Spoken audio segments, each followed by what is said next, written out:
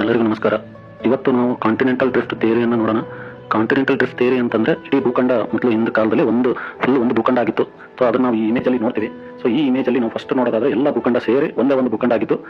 So ಅದು ಆದ್ಮೇಲೆ ಅದು ಸ್ಪ್ಲಿಟ್ ಆಗ್ತಾ ಬಂತು. ಅದಕ್ಕೆ ನಾವು ಕಾಂಟಿನೆಂಟಲ್ ಡ್ರಿಫ್ಟ್ ಥಿಯರಿ ಅಂತ ಹೇಳ್ತೇವೆ. ಅಂದ್ರೆ ಭೂಖಂಡಗಳು ಮೂವ್ ಆಗಕ್ಕೆ ಸ್ಟಾರ್ಟ್ ಆಯ್ತು. ಸೊ ಅದು ಹೇಗೆ ಮೂವ್ ಆಗಕ್ಕೆ ಸ್ಟಾರ್ಟ್ ಆಯ್ತು ಅಂದ್ರೆ ಈ ಇಮೇಜ್ ಅಲ್ಲಿ ನೋಡ್ತೀವಿ.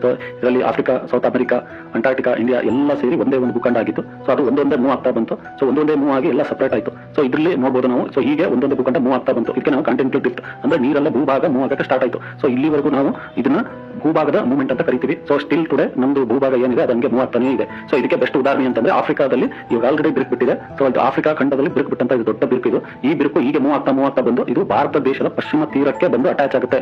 ಸೊ ಅವಾಗ ಅಲ್ಲಿ ಒಂದು ದೊಡ್ಡದಾದಂತ ಒಂದು ಹಿಲ್ ಅಂದ್ರೆ ಮೌಂಟೇನ್ ಒಂದು ಕ್ರಿಯೇಟ್ ಆಗುತ್ತೆ, ಒಂದು ಬೆಟ್ಟ ಕ್ರಿಯೇಟ್ ಆಗುತ್ತೆ. ಈಗ ಹಿಮಾಲಯ ಪರ್ವತ ಕೂಡ ಹೇಗಿದೆಯಲ್ಲ, ಸೊ ಅದು ಕೂಡ ಒಂದು ಕಾಲದಲ್ಲಿ ಸಮುದ್ರ ಇತ್ತು. ಆ ಸಮುದ್ರ ಭೂಭಾಗ ಮೂವ್ ಆಗ್ತಾ ಅದು ಮೇಲಿನ ಭೂಭಾಗಕ್ಕೆ ಟಚ್ ಆಗಿ, ಸೊ ಅದು ಭೂಭಾಗ ಭಾರತದ ಭೂಭಾಗ ಚೈನಾದ ಭೂಭಾಗಕ್ಕೆ ಆ ಭೂಭಾಗಕ್ಕೆ ಟಚ್ ಆಗಿ ಅಲ್ಲಿ ಸಮುದ್ರ ಇದ್ದದ್ದು ಎರಡು ಕ್ಲಾಶ್ ಆಗಿ ಒಂದು ಮೌಂಟೇನ್ ಅಂದ್ರೆ ಒಂದು ಬೆಟ್ಟ ಕ್ರಿಯೇಟ್ ಆಗುತ್ತೆ. ಅದೇ ಹಿಮಾಲಯನ್ ಮೌಂಟೇನ್ ಅಂತ ಕರಿತೀವಿ. ಸೊ ಅದು ಹಿಮಾಲಯನ್ ಮೌಂಟೇನ್ ಒಂದಾನೊಂದು ಕಾಲದಲ್ಲಿ ತೈತಿ ಸಮುದ್ರ ಆಗಿತ್ತು.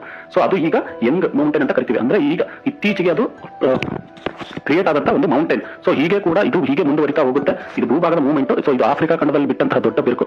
ಈ ಬಿರುಕು ಹಾಗೆ ಮೂವ್ ಆಗ್ತಾ ಭಾರತದ ಪಶ್ಚಿಮ ತೀರಕ್ಕೆ ಬಂದು ತಲುಪುತ್ತೆ. ಅದು ಕ್ಲಾಶ್ ಆಗಿ ಅಲ್ಲಿ ಒಂದು ಮೌಂಟೇನ್ ಕೂಡ ಹುಟ್ಟುತ್ತೆ. ಸೊ ಹೀಗೆ ಕೂಡ ನಾವು ಇನ್ನೊಂದು ಹಿಮಾಲಯ ಕೂಡ ಇಲ್ಲಿ ಭಾರತದ ಪಶ್ಚಿಮ ತೀರದಲ್ಲಿ ನೋಡಬಹುದು. ಬಟ್ ಇದು ಆಗೋದು ಹತ್ತಿರದಲ್ಲಿ ಅಂದ್ರೆ ಸುಮಾರು ಸಾವಿರಾರು ವರ್ಷಗಳ ನಂತರ ಆಗುತ್ತೆ.